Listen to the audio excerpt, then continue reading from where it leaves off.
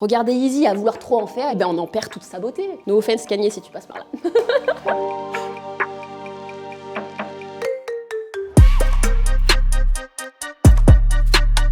Les amis, j'espère que vous allez bien, que vous êtes prêts à célébrer les fêtes de fin d'année comme il se doit. En attendant, on se retrouve pour le dernier Shopsa de 2020. Alors accrochez vos ceintures, c'est parti.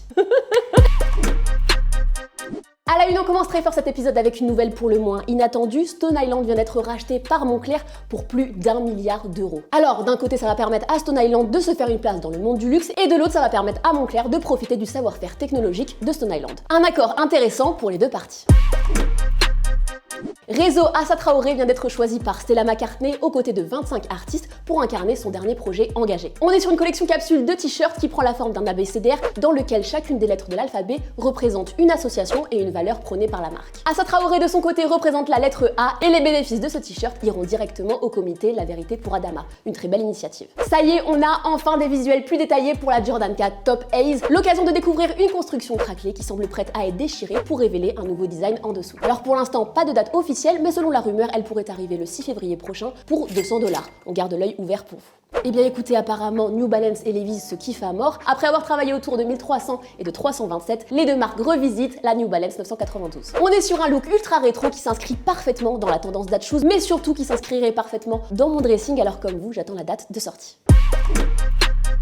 Collab, Matthew M. Williams nous présente officiellement sa dernière fusion avec Nike autour d'une paire ultra agressive. Alors pour l'instant, on a eu des visuels officiels, mais aucune date de sortie. Personnellement, je n'arrive toujours pas à me faire un avis sur ces sneakers qui ressemblent quand même sacrément à des patins à glace du futur. Dites-moi ce que vous en pensez en commentaire. Souvenez-vous, il y a quelques jours, je vous parlais de la collaboration entre Nike et Drake. Eh bien, on sait désormais que celle-ci prendra la forme d'un sous-label qui porte le nom de Nocta. On va avoir le droit à des doudounes, des vêtements techniques, des accessoires. Alors si vous êtes séduit par ces images, rendez-vous le 18 décembre prochain sur le site de Nocta. Après des mois d'attente et de supplices pour les fans de Joule, ça y est, le grand jour est arrivé, les ASICS OVNI sont libérables. Pour rappel, on est sur une Gel Venture 7 en édition limitée vendue 95 € et le plus beau dans tout ça, c'est que pour toute commande, vous recevez 2 paires de lacets, 2 paires de passes lacets et un sac de transport. Décidément, le J, c'est vraiment le S.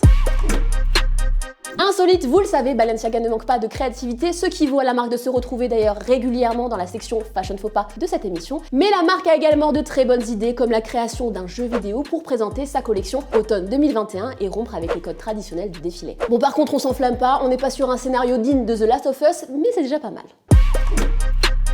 Sortie impossible de conclure cette année 2020 sans parler de Yeezy, avec notamment la sortie des 700 V3 Clay Brown. Alors pour les intéressés, sachez qu'elle devrait arriver le 21 décembre prochain pour 200 € sur le site d'Adidas comme d'habitude. On continue de terminer l'année en beauté avec la sortie de la collaboration Nike Stussy autour de 2 paires de Air Force One et d'une collection d'appareils. Et normalement, à l'heure où je vous parle, il n'y a plus de stock, donc dites-moi si vous avez réussi à choper quelques pièces. Autre sortie à ne pas manquer en ce mois de décembre, l'arrivée de 2 nouveaux coloris pour les Nike Sacai Vapor Waffle le 15 décembre prochain. Une occasion de vous refaire si vous avez loupé les 2 premiers coloris, alors n'oubliez pas de tenter votre chance.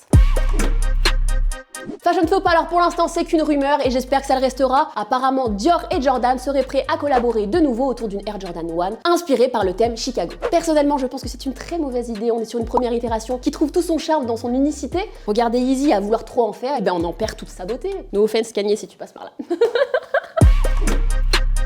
Zoom, Zola et SCH nous donnent une leçon de style dans le clip de 9113 avec une doudoune Lacoste à 350 € et une paire de Nike Sacai à 180 €. Kobala dépose dans Code Ladé du 7 avec une doudoune de North Face à 280 €. Que Black fait sa vie en ensemble Gucci à 1930 € dans son feat avec Nino.